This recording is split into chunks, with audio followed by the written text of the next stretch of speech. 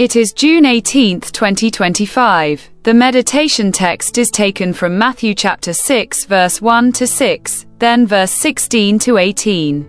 Read the text in your Bible and come back to us later to meditation and sharing what is the title given to our text of the day.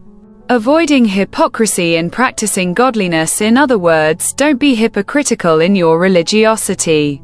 In this text, which is an oath on the mountain, Jesus invites us to have good motives in the practice of piety towards men and towards God. Towards men, piety is expressed through the world and forgiveness.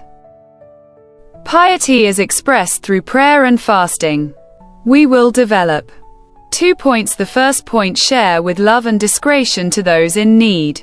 What you can read in verse 1 and 4. The second point: prayer is fasting. Fasting, an act of deep communion with God, which you can read in verses 5 and 6. Sharing with love and discretion to those in need is our first point. Any action is likely to do good to one's fellow man must be done in privacy and discretion, because we need the approval of God and not of men, as the Pharisees did. It is God who is wanted as much as he will reward our actions, because in his eyes the why of a work is more important than the work itself. However, it is quite difficult to get a mass to take effect without the other person knowing it. So let's put enough delicacy in our way of giving and doing good to others so that it goes unnoticed here below. Second hand point: prayer is fasting, an act of deepened communion with God. Regarding prayer, like any other exercise of piety towards God, let us not act with the aim of obtaining the praise of others.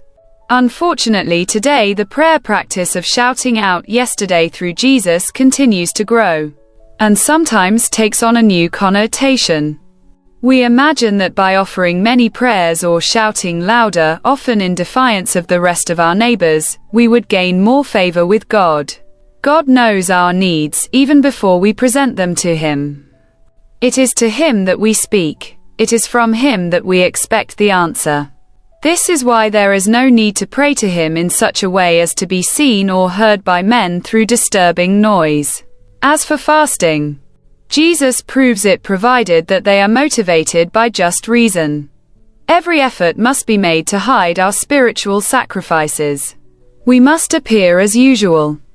The Christian must embarrass himself to humble himself before God, to master his body and obtain news and instructions on a specific subject, as well as the power of the synthesis spirit.